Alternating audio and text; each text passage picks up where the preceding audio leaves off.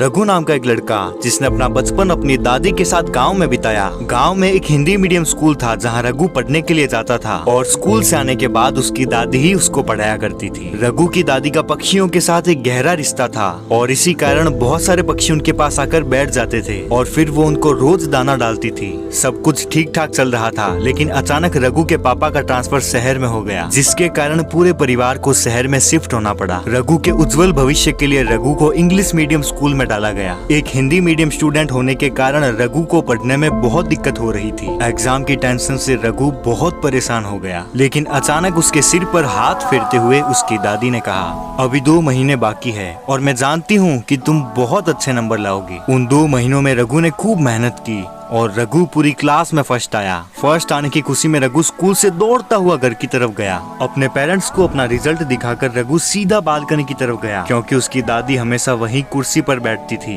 दादी अपनी आंखें बंद करके बैठी थी। दादी, मैंने कर दिखाया, रघु ने कहा। बचपन से आपने ही तो सब कुछ सिखाया है मुझे और आज आपके ही आशीर्वाद से मैंने असंभव को संभव में बदल दिया। दादी, मैं पूरी क्लास में फर्स्ट आया हूँ। दादी ने कोई जवाब नहीं दिया और दादी की आंखें अभी तक बंद थी। रघु ने दादी को उठाने की बहुत कोशिश की, लेकिन दादी नहीं उठी। दादी को जल्दी से जल्दी हॉस्पिटल में भर्ती करवाया गया, लेकिन डॉक्टर ने उत्तर दे दिया।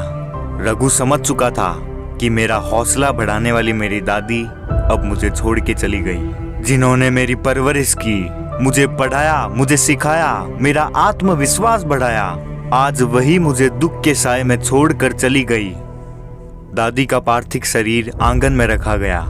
उस दिन मानो जैसे प्रकृति भी दादी के जाने का शोक प्रकट कर रही थी। तेज चलने वाली हवाएं धीमी हो गई। बादलों ने सूरज के ताप को अपने अंदर समा लिया। बहुत सारे पक्षी दादी के पास आकर आंगन में बैठ गए और दादी के जाने का शोक प्रकट करने लगे, मानो जैसे दादी के साथ उनका पिछले जन्म का रिश्ता हो।